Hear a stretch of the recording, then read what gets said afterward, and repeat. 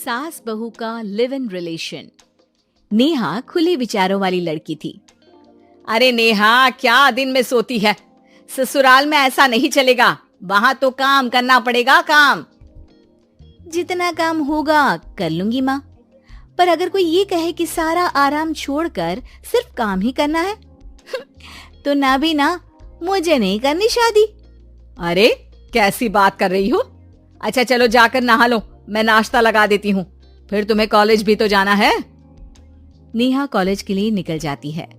वो सोचने लगती है कि ससुराल में वो कैसे मैनेज करेगी। क्या हुआ नेहा, परेशान लग रही हो? अरे यार, तू तो मुझे जानती है ना, मुझे अपनी लाइफ बिल्कुल परफेक्ट चाहिए, लेकिन लग नहीं रहा लोग मानेंगे। यार कहीं मेरी शादी ऐसे घर ना हो जाए जहां मेरी जिंदगी ही नरक हो जाए। अरे मैंने ना कल एक इंग्लिश फिल्म देखी थी, उसमें भी कुछ ऐसी ही समस्या थी हीरोइन की। अच्छा, तो फिर क्या किया उसने? उसने तो अपने होने वाले पति से साफ साफ कह दिया कि वो पहले उसके घर कुछ दिन तक बिना शादी के रह कर देखेगी, और अगर ठीक लगा तो ठीक, वरना तेरे मेरे रास्ते अलग। अरे हाँ यार, ये तो बिल्कुल सही आइडिया दे रही है तू मुझे। चल मैं तो चली, थैंक्स यार, तूने मेरी प्रॉब्लम सॉल्व कर दी। ये बोलकर नेहा खुशी खुशी वहां से निकल जाती है, लेकिन पीछे से उसकी सहेली कहती है, अरे नेहा, नहीं नहीं, कुछ नहीं सुनना मुझे। ये बोलकर वो वहां से चली जाती है। हे भगवान, पूरी बात सुने बिना ही चली गई। अरे वो तो विदेशी फिल्म थी, वहां सब चलता है, लेकिन ये तो भारत है, सभ्यता और संस्कारों वाला देश, जहां शादी से पहले लड़की को ससुराल में नहीं रखा जाता। खैर, नेहा मस्त होकर घर आती है। नेहा, कल तुझे लड़के वाले देखने आने वाले हैं, और हाँ, इस बार कोई बहाना नहीं चलेगा। हाँ हाँ, आने दो आने दो, मैं तैयार हूँ शादी के लिए। अगले दिन लड़के वाले आते हैं, जहाँ लड़का कहता है, मुझे अकेले में लड़की से कुछ पूछना है। हाँ हाँ, क्यों नहीं बेटा, जाओ नेहा, घर तो दिखा दो इन्हें। नेहा भी खुश हो जाती है कि उसे मौका मिल गया है लड़के से अपनी शर्त रखने का। देखो, मुझे ना शादी से बहुत डर लगता है, पता नहीं कैसी लड़की आए, तालमेल बना पाए कि नहीं मेरे परिवार से। मैंने कई घरों में रोज का क्लेश होते देखा है। तुमने तो मेरे दिल की बात कर दी।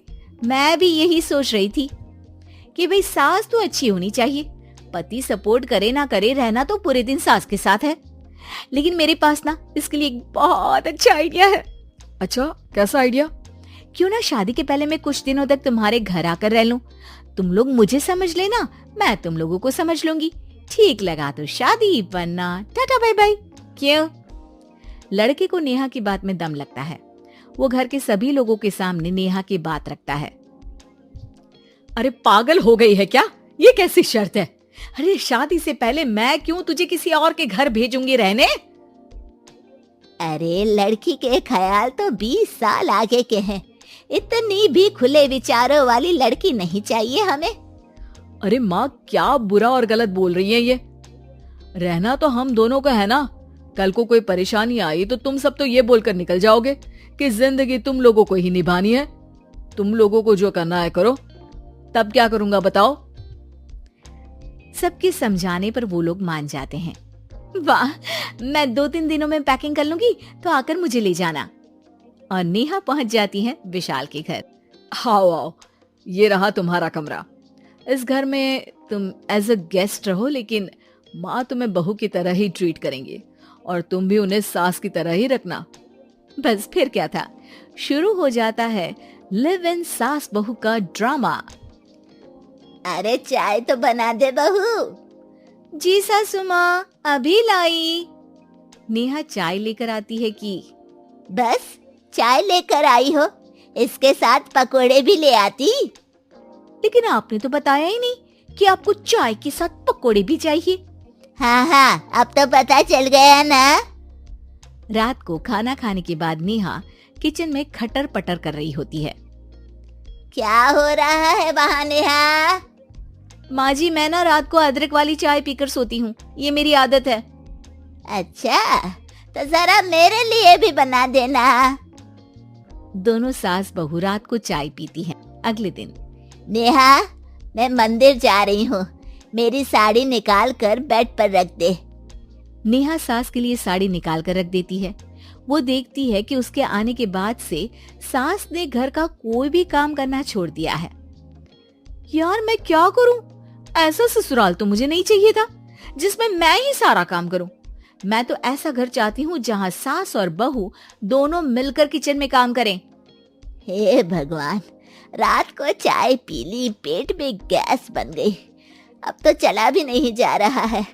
मुझे तो ऐसी बहू चाहिए जो हेल्थ के प्रति कॉन्शियस हो, क्योंकि वो ठीक रहेगी तभी तो मैं ठीक रहूंगी।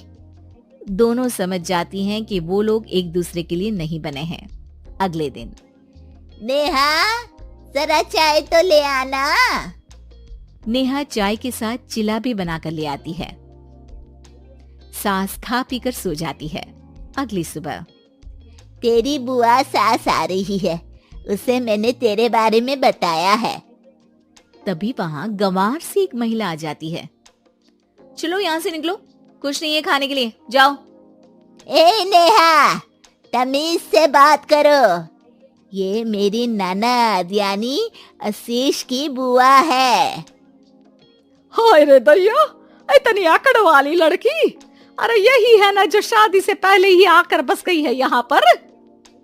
बस नहीं गई हूँ, बसना है या नहीं ये डिसाइड करने आई थी, लेकिन इन लोगों के रिश्तेदार इतने गंवार हैं तो मैं तो ना कर रही इस घर में शादी। अरे भाभी, अरे क्या कमी थी हमारे आशीष में जो आपने ऐसी लड़की की शर्तों को मान लिया?